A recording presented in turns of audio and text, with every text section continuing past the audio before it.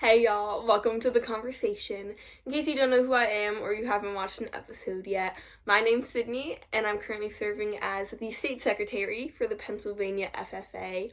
On today's episode, I just wanted to talk a little bit, dive a little bit deeper on why I ran for state office. And the mentors I had and community I had around me, because I think it's really important when you're running for a role like this to be surrounded by people who support you, but also people who challenge you. So I just want to talk a little bit about that today. So yeah, let's get started.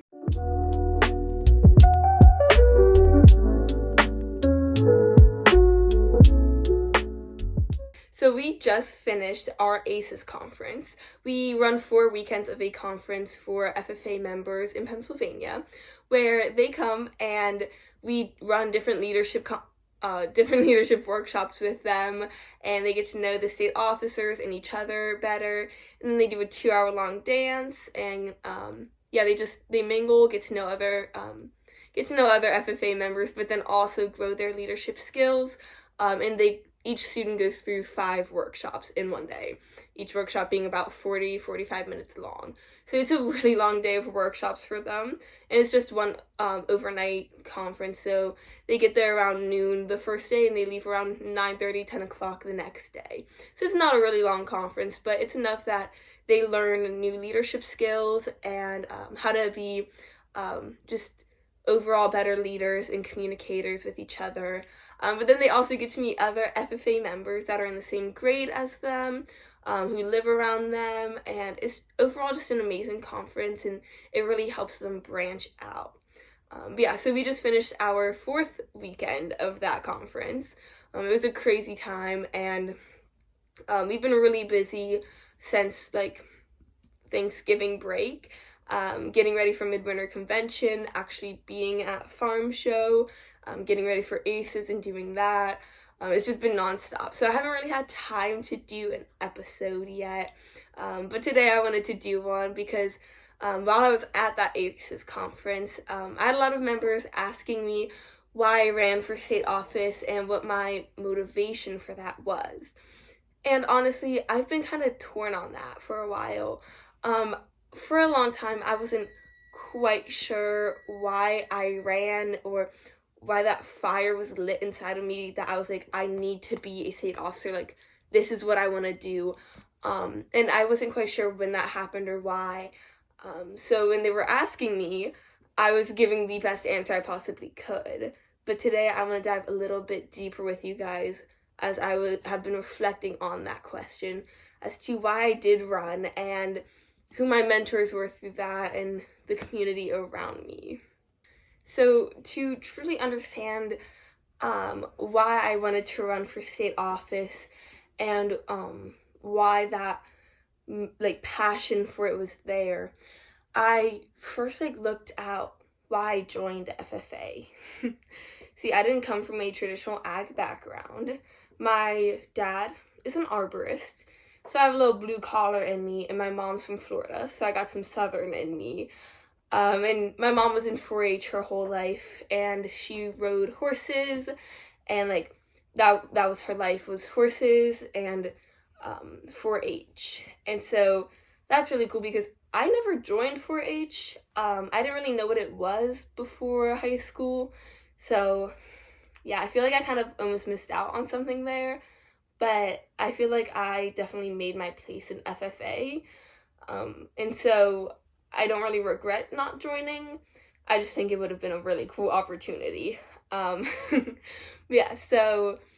mom did 4-H, but she grew up in the South in the 80s, 90s was when she was in high school. So FFA looked a lot different then than it does now. And I asked her why she never joined, because obviously FFA in Florida is a big thing. And she had just said that the people that were in it when she was in high school weren't always great people, and they were the ones chewing tobacco and drinking all the time, and they weren't super active. They just did it to do it, kind of a thing. So I understand where she's coming from with that and why she didn't join. And back then also it was mostly run by guys, so girls trying to join in the 80s, like, yeah, women were allowed to join then, but it still was mostly run by men, and if you didn't have another girl joining with you, it was a little intimidating and not always what you wanted to be doing. But she loved the horseback riding, and not FFA, 4-H was totally her thing. And my dad grew up here in Lancaster. He went to McCaskey High School, so they didn't have an FFA when he was in school, but he was in the future. Oh, what was it? It was like Future Pilots of America or something, like FPA or something. He was a pilot for a while, and he had his pilot's license, and so he had joined a club like that, and he loves to say, I was in an FFA, but I was in this, and I think it's really funny, but now I can't remember the abbreviation.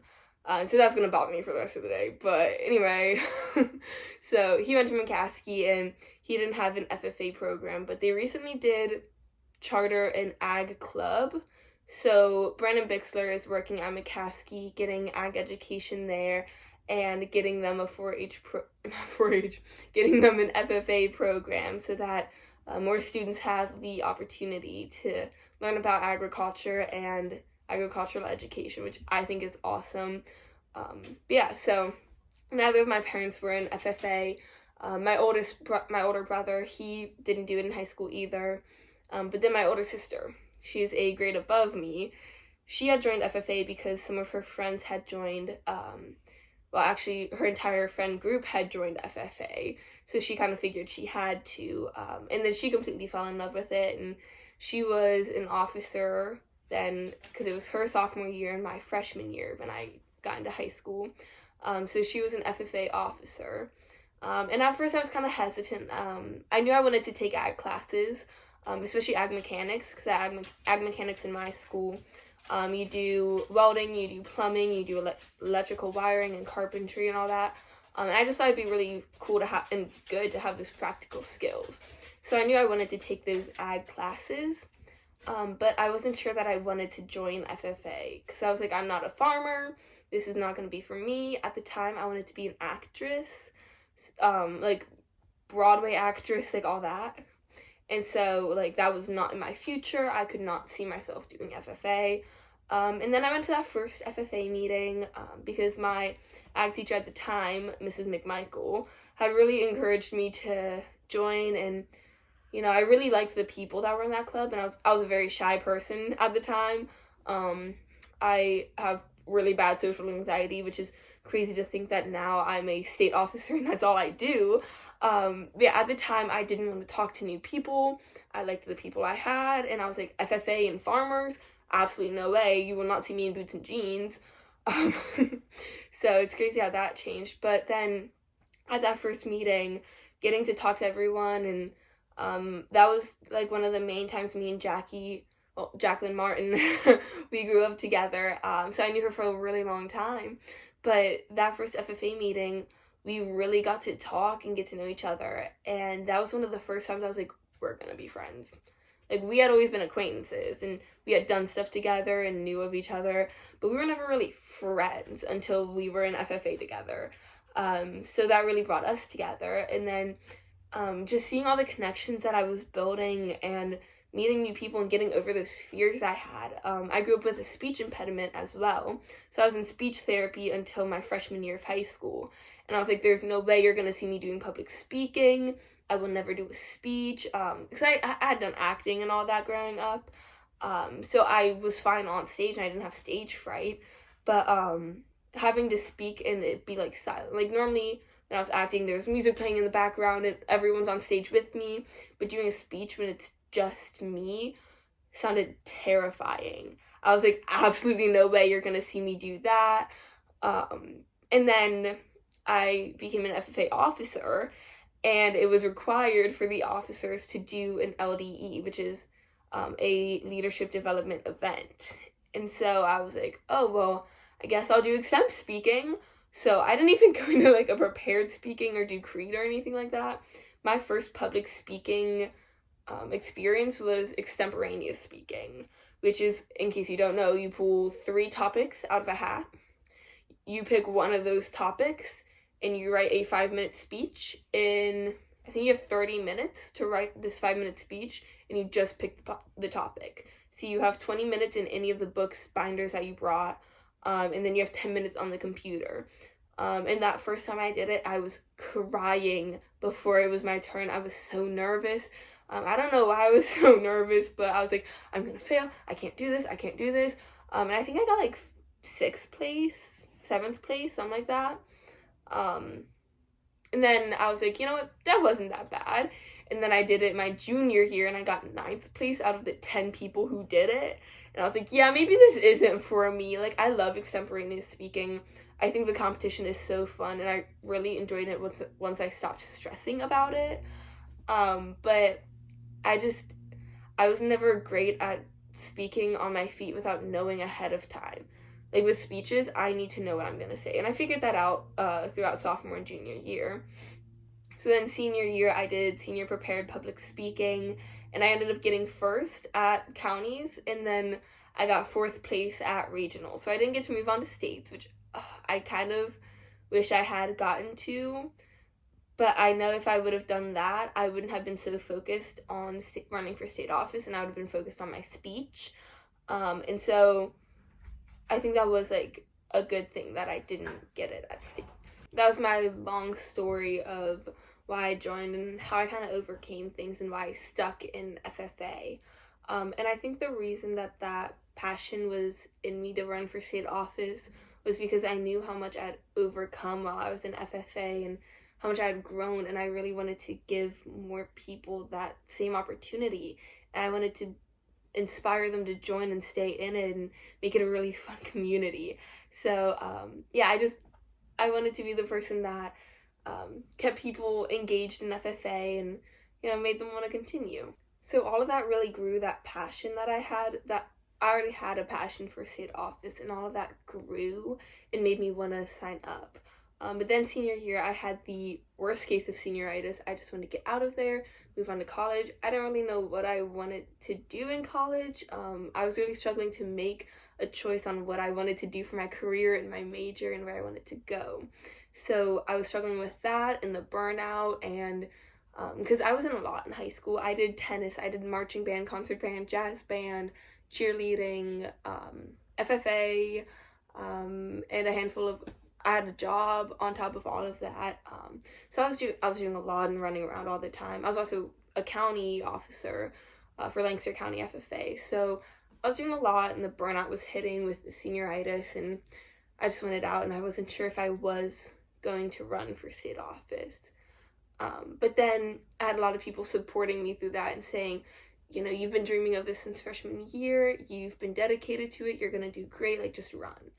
But that wasn't really helpful to me because I was like, oh yeah, these people support me, cool. And for some people that's really great.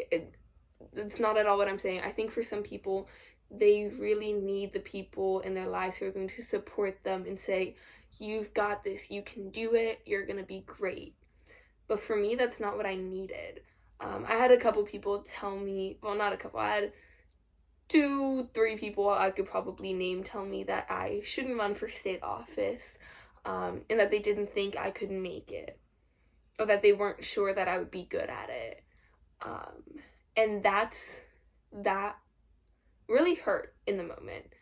And for a long time after, because I was like, I love honesty, and I need people to be honest with me. So if I ask someone a question like, hey, do you think I should run for state office?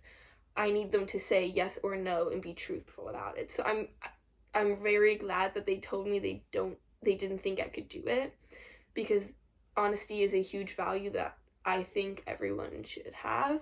When you ask me a question, I try to be completely honest with everyone, and I don't try to beat around the bush, and I expect other people to do the same to me.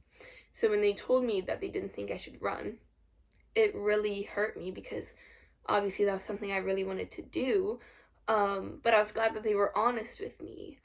And then obviously I was a little butthurt about it and was like, oh, they don't like me, blah, blah, blah. But then I realized that during ACES, I was talking to one of my other state officers about it, and I was like, they told me I couldn't do this, blah, blah, blah, and, like, complaining about it, because I hold grudges really bad sometimes, and I know that, and I gotta work on that. But, like, I got state office, so I don't know why I was worrying about it. And that also was something I was reflecting on why does this still hurt? But as I was reflecting on what they had said, I realized that I wasn't going to submit an application, and then that person said they didn't think I could do it. And that's when that day was the day I submitted my application.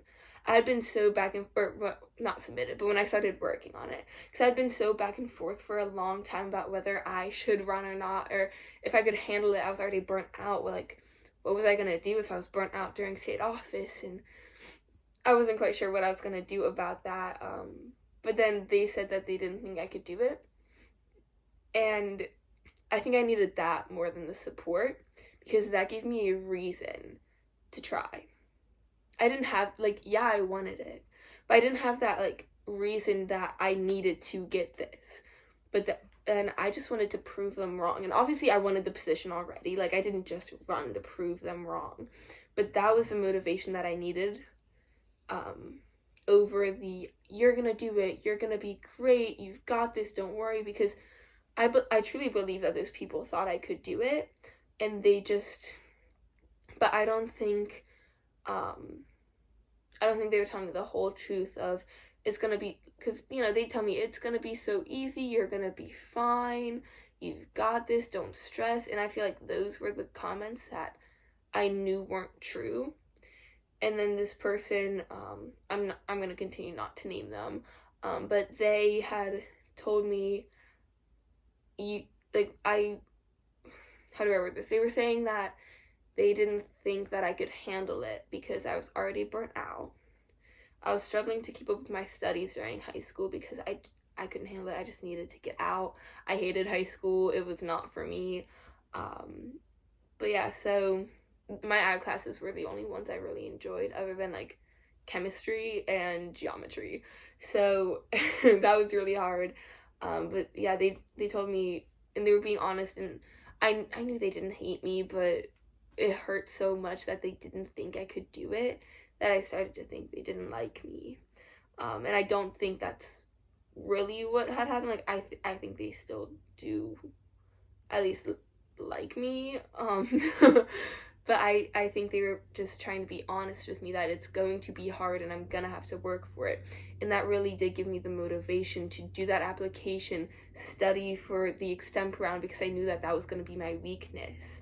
I knew the prepared speech I could do. I knew the group round I could do. Obviously callbacks, you never know what the callbacks are going to be.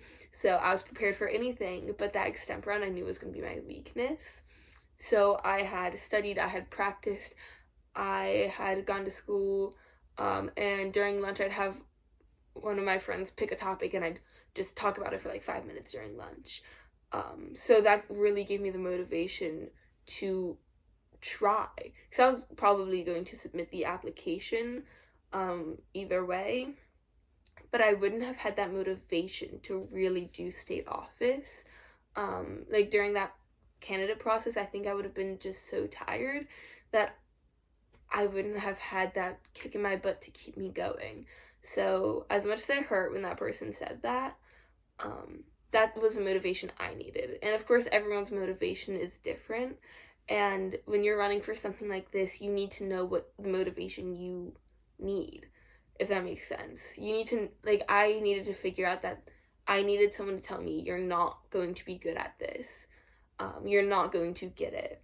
So that I would do my best work during that week. And the reason I kind of really started thinking about this was because I've been kind of off and on running for Miss Lancaster, actually. And I'm not a pageant girly. I like big hair, but I don't love big makeup, and I love dresses. I like sparkles, and I like dresses, but I don't know, pageants just were never my thing.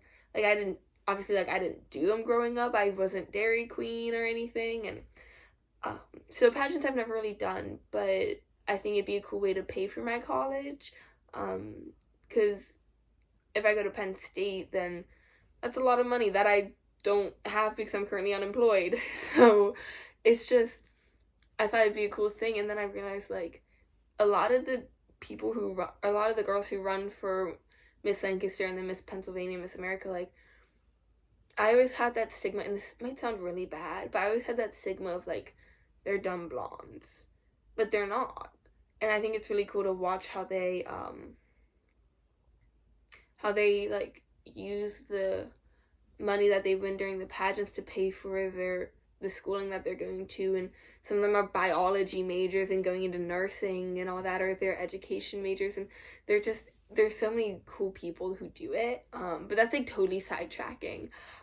Yeah, state office, I found my motivation, and whether you're running for a Miss Lancaster, Miss Pennsylvania or something, or you're running for Rabbit King and Queen, or Dairy Princess, or state office, or you're just trying to get you're going through a job application process, I really think you need to find the motivation that you need, and then find a community who's going to give it to you.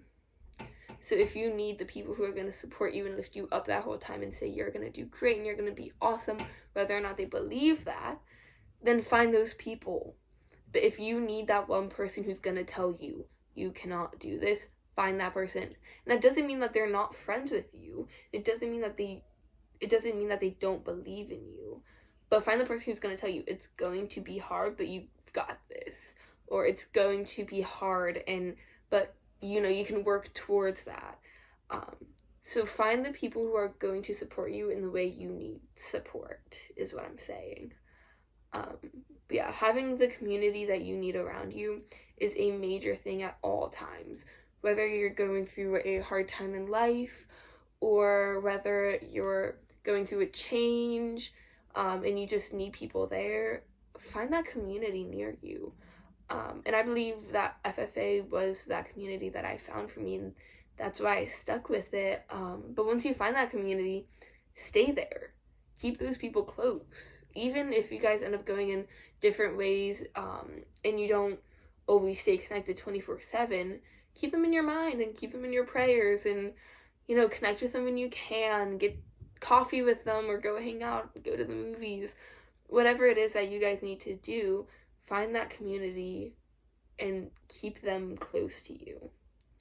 My state officer team, they're like a second family to me, and I genuinely don't know what I would do without one of them there. We go through our hard times, and everyone does. It's part of relationships and friendships. But even through those hard times, we can still look at each other and laugh and smile and make each other feel better if we've had a rough day. So the moral of this whole episode is that you need to find what motivates you.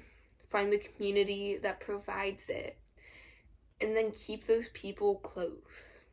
That person that told me I couldn't run for state office, I'm still in contact with them. We're still friends. Just because they were being honest with me, that's what I value in people. Yeah, I was hurt, but I got over it when I realized that they were helping me. I got state office. I had no reason to be mad at them. They're kind of my motivation. So, yeah, find those people and, you gotta find your community somewhere, and you gotta make sure you have the right community backing you up. And you gotta make sure that what you're running for is what you truly want. Because if I didn't truly want state office and I just did it because I wanted to prove that person wrong, then I would actually be miserable this whole year. There are times where I'm tired and I'm burnt out and I just want to go home and sleep for 24 hours. But I'm still having fun during those moments. And I look back and I realize that this year has been incredible. And I only have 4 months left, which seems insane to me and makes me kind of want to cry, and I'm not really a crier.